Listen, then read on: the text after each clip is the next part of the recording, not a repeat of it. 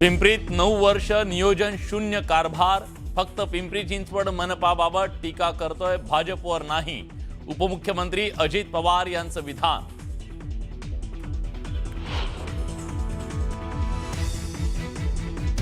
अजितदादांना विनंती, मित्र पक्षावर बोलू नये अशी अपेक्षा. छोट्या कार्यकर्त्यांवर असं बोलणं योग्य नाही, बावनकुळेंनी सुनावलं.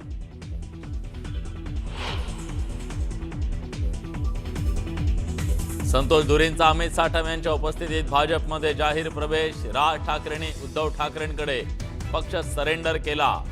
कुटुंब एकत्र येण्यासाठी मनसेचा बळी दिला. संतोष धुरेंचं खळबळजनक विधान.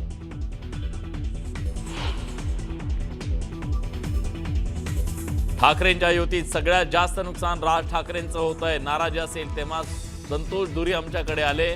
मुख्यमंत्री फडणवीसांचं सूचक विधान.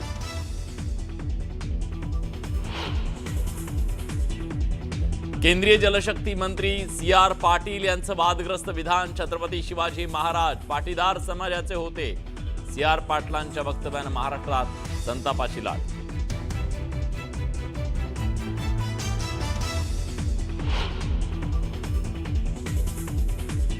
विलासरावांच्या स्मृती कोणी पुसणार नाही, कोणी पुसू शकत नाही. विलासरावांच्या स्मृती पुसल्या जाणार नाही. त्यांच्याबद्दल पक्षविरहित सगळ्यांना आदर. रवींद्र चव्हाणांच्या वादग्रस्त विधानावर मुख्यमंत्र्यांचं स्पष्टीकरण.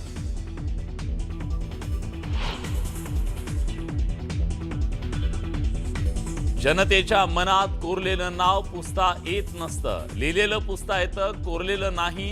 रवींद्र चव्हाण यांनी विलासराव देशमुखांसंदर्भात केलेल्या वक्तव्यावर रितेश देशमुखांची जोरदार टीका.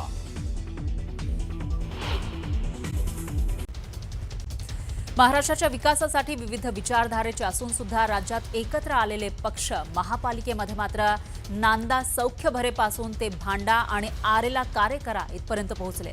त्यामुळे इथून पुढे हा संघर्ष आणखी तीव्र होणार असल्याचं सध्या तरी दिसून येत आहे. त्याचे प्रत्येक अपडेट आपण घेत राहूया. दरम्यान भाजप प्रदेशाध्यक्ष रवींद्र चव्हाण यांनी विलासराव देशमुखांविषयी केलेल्या वक्तव्यावर दिलगिरी व्यक्त केली आहे. विलासराव देशमुखांवर आपण टीका केली नाही, मात्र कोणाच्या भावना दुखावल्या असतील तर दिलगिरी व्यक्त करतो असं ते म्हणाले. भाजपचे प्रदेशाध्यक्ष रवींद्र चव्हाण यांचे हे शब्द आहेत. विरोधक सोडाच पण मित्र पक्षातील नेत्यांनाही सज्जड दम किंवा इशारे देणाऱ्या रवींद्र चव्हाणांवर दिलगिरी व्यक्त करण्याची वेळ आली. असं घडलं कारण लातूरमध्ये त्यांनी केलेलं एक वक्तव्य. आपल्या सर्वांचा उत्साह बघितल्यानंतर लक्षात येत आहे की 100% विलासरावांच्या आठवणी या शहरातून नक्कीच पुसल्या जातील, यात काही शंका नाही.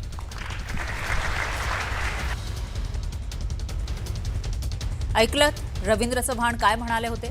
त्यांचं हे विधान लातूरकरांच्या भावनांना ठेच पोहोचवणारं होतं अशी भावना व्यक्त होऊ लागली. कारण विलासरावांचं लातूरशी असलेलं नातं अतूट होतं आणि यावरूनच रितेश आणि अमित या देशमुख बंधूंनी नाराजी व्यक्त केली आणि चव्हाणांच्या या विधानाचा निषेध केला. आपल्या सर्वांचा उत्साह बघितल्यानंतर लक्षात येत आहे की 100% विलासरावांच्या आठवणी या शहरातून नक्कीच पुसल्या जातील, यात काही शंका नाही. दोन्ही हात वर करून सांगतो, लोकांसरी जगलेल्या माणसांची नावं मनावर कोरलेली असतात. लिहिलेलं पुसता येतं, कोरलेलं नाही. जय महाराष्ट्र. दुर्दैवी आहे, त्यांनी असं विधान करायला नको होतं. आणि लातूरची ही संस्कृती नाही आहे, किंबहुना महाराष्ट्राचीच ही संस्कृती नाही आहे. या विधानाचा मी निषेध करतो. त्यांचे चिरंजीव ते अत्यंत चांगले मित्र आहेत. त्यांच्या जर त्यामधल्या भावना दुखावल्या असतील तर मी नक्कीच त्यांची दिलगिरी. मला वाटते रवींद्र चव्हाण सध्या त्यांच्या अंगामध्ये सत्ता भिनली आहे आणि त्यांची पार्श्वभूमीवर मी बोलणार नाही, काढली तर खूप वेगळी होईल.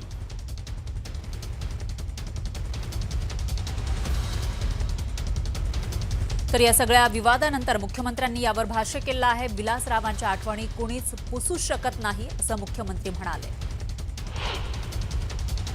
त्याबद्दल या महाराष्ट्रात पक्षविरहित सर्वांना आदर आहे.